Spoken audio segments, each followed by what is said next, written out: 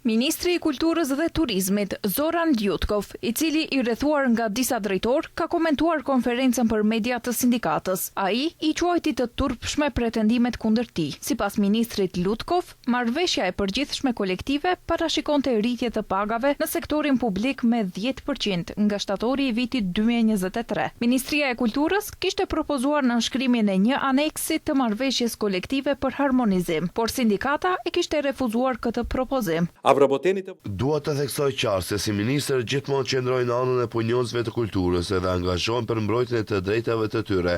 Asnjëherë nuk kam vepruar në mënyrë arbitrare dhe nuk kam mohuar të drejtat e garantuara të punëtorëve.